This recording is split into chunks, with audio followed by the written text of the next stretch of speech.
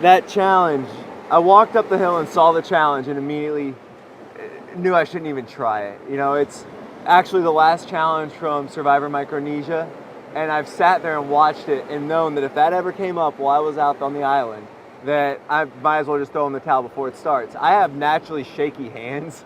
The minute I get the little bit of nervous around a girl or anything, my hand starts to shake just a little bit. And then when I saw my hands start shaking, it just got worse and worse and worse.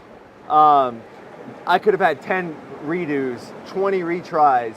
I wouldn't have lasted as long as Scoopin did in that challenge. So it's just a worst possible scenario for me to have to balance a ball in my hands on some pegs.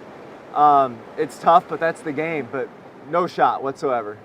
Hopefully, I've strategized and planned and set this entire game up well enough to where it doesn't matter. I think that's how you play Survivor. You set it up so you shouldn't have to win immunity challenges to get to the end. And hopefully I've done that. But it does mean that I'm putting all my chips on the word of two strangers, really. And my fate now rests with other people. It's not in my own hands anymore. I need other people to come through on what they've told me they're gonna do.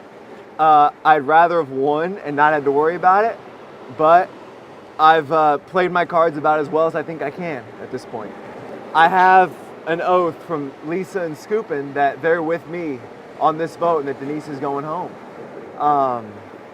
And of all the people that started this game, those are the two people who you could really take their word to the bank. But I don't think their bank accounts have $1 million in it like any of ours do, and that's really gonna be what this vote comes down to. They're starting to think strategically. You can see it in their eyes. Lisa's been hinting at wanting to make a move for a while. If she gets any crazy ideas, I could be in for a nasty surprise tonight. Lisa and Scoopin are two people with families. They have kids. They come from backgrounds where honesty is trusted. You can tell by talking to them that their word is their bond in real life. And that's about all you can hope for when you're gonna ask for somebody's word in this game. When it comes to how confident I am in a game for $1 million, if they're gonna stick to it tonight, you know, I gotta say I'm probably 75% sure is where I would throw how confident I am with Lisa and Scoopin sticking by their word. And more so in Scoopin at this point. Lisa's had a wake-up call strategically in this game. The wheels have been spinning in Lisa's head more about how she can impress a jury. Lisa's the one I'm scared about flipping tonight.